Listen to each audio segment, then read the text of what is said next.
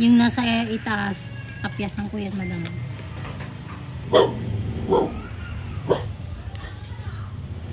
Sakit po?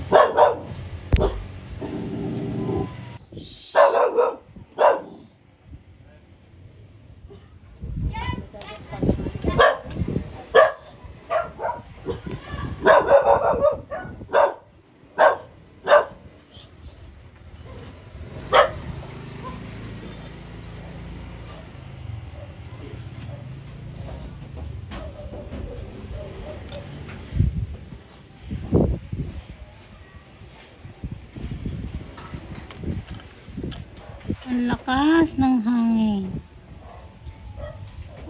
Sakit daw.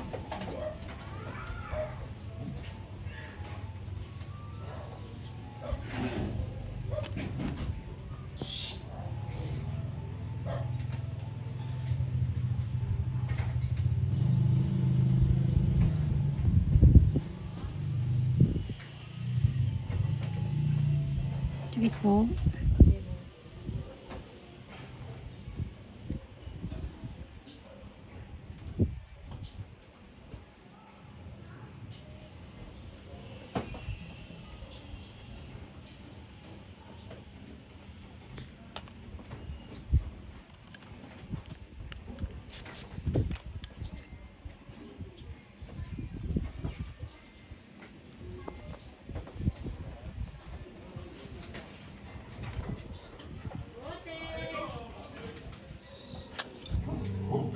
Kasama mo yung anak mo ah.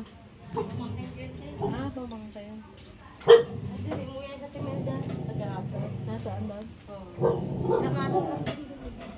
Para lang pinapahid eh, no? Nabayat nga.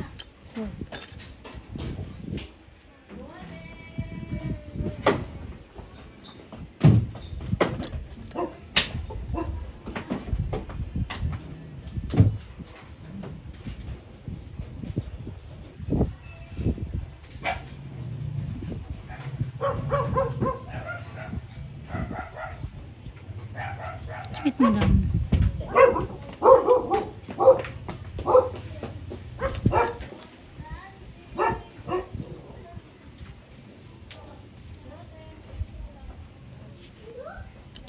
Baka may ano yun sila doon na pupulutin pa sa kabila. Kaya nga tignan mo, may pulutin eh. Yung mga planggana doon na ano.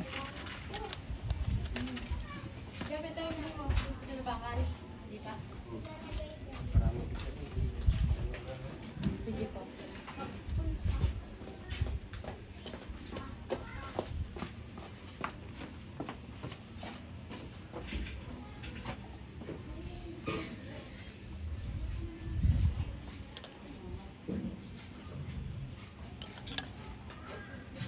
Sabagay madalas naman gumagawa niyan yung mga lalaki.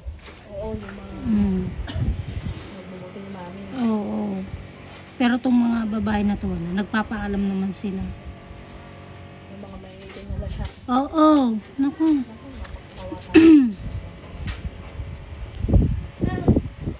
Isang beses nga eh, may nakawan siguro sa mga ano, si Dolby yung mga jam shop. May jam shop kami. Wala, hindi kami bumibili ng mga ganyan. Eh, gamit yun eh. Siyempre, alam mo, nakaw yun. Hindi kami bumibili ng gano'n. Lalo hindi may ari ang magbebenta. Kaya na, pang doon sa bukid, may mga junk shop doon. Ano bata ni mami. Bakit naman tong mga ibang junk shop na to kinukuha din? Alam naman nilang ano, di ba? Oo, alam na naman nilang gamit yun. Hindi yun ibibenta ng... Parang yung pang gano'n ng post, yung pang babag yata ng simento. Kalukuhan eh. Yung mami na yun, kilala ko din yan eh. Yung maganda, Oo. babae. Wala naman pigment ang junk shop na. Talaga? Kami nga, kaya napasarado yung junk shop namin nung nag-pandemic dahil hindi namin nirehistro sa munisipyo. Ang mahal ng rehistro. Eh ngayon po, madam.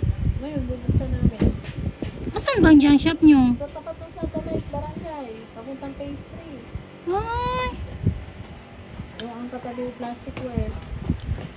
Kapatid mo yung... Naku, bago kayo makauwi ng bahay nyo, marami na kayong tambak na muta. Hindi ba niya nalagay? Sa gawa ng alikabok.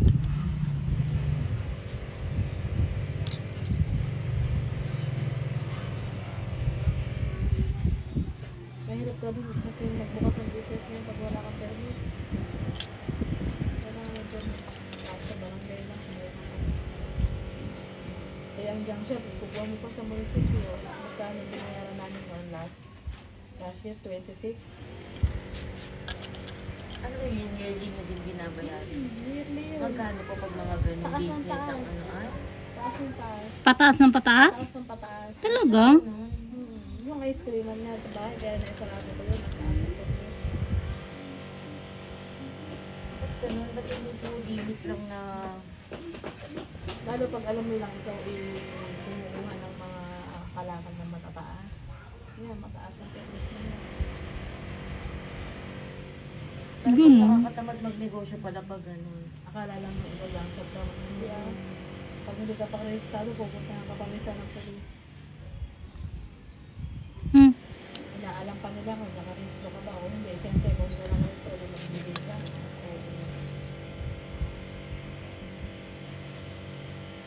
Pilipino nga naman. Ako nga po paalis sa 21, papunta balik lang ka August, hindi na ako pinayagan ng company ko. Ibig sabihin niya, kauwi nyo lang po. Nung September 8 po, Ay, matagal na din pala kayo dito, madam. Palis na lang ulit. oo, ng January 21. Kasi 4 na taon naman akong straight mahigit na walang uwi. Hmm.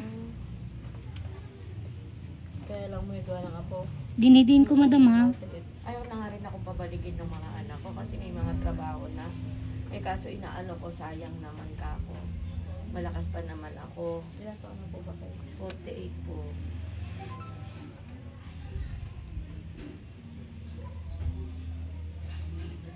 Nakakainit din na yung pag walang... Wala akong ano. Sariling income. Lalo dito sa atin. Pag hindi ka rin dito sa atin, pag hindi ka rin na-discarte, wala din.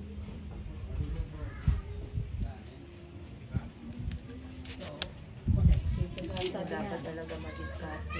sabi nga ni Madam Julie, sipag at syaga lang. I-enjoy mo yung trabaho mo. Ay. Hindi ka Hindi, mapapagod. pero sa ibang bansa parang nakakaranas na tignan niyo po yung sa New Zealand, ang daming nawalan ng hanap buhay doon na Pilipino, almost 400 po. Dahil Nagsara po? yung company nila. Company po ba kayo? Ano, oo, pero sa medical po ako eh. Nursing assistant po ako dun sa Qatar eh.